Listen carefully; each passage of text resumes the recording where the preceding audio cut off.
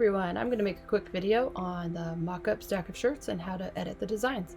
So this is a freebie. You can find it under shop and freebies. You can just add it to your cart and it's $0. Check out and you get an automatic download of a zip file. Open it up. Okay, it opens up the PSD inside the zip and normally opens with this page showing first. It's just the instructions and you can hide it or get rid of it. So we'll start with the top. Go down, locate the yellow layer and double click on that thumbnail and then either drag a design over onto your screen or a pattern, or you can go to the pattern swatches. I prefer this method because I like to double click on the patterns fill and then I can just resize it really easily. Let's do it 30 and make sure you file save. And you can shut this window if you'd like. Go back over to your main file and it's been replaced. And as you can see, the other layers automatically updated, and that's these back pieces. Okay, let's go to our color fill. Click a color from the shirt and then lighten it so that it blends in better. And that's the inside of the shirt. Okay, that one's done. Let's go over to our middle. Same thing.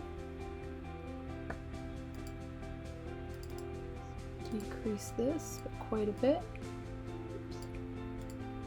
Save. Shut this or just go back over to our main file. And this one didn't have a color fill, only the top one does. So bottom. Let's do a stripe.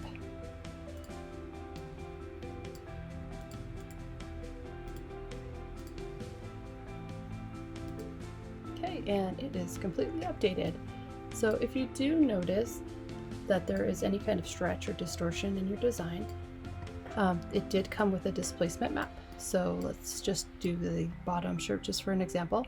I would open it up, say it was all stretched. I would go to each layer, starting with the bottom, and you double click the displace, and you can either leave the numbers the same or drop them down to like 2. And press OK, and then you're just going to find that displacement PSD, and that should be in the folder unzipped with the main file. And then it kind of just remaps to the displacement map. And I would shut this and then you go up to the next one and do the same thing. And you have to do this for every layer of this same design. And that is done. If the other layers did not look stretched, then you do not need to worry about that. That's just troubleshooting.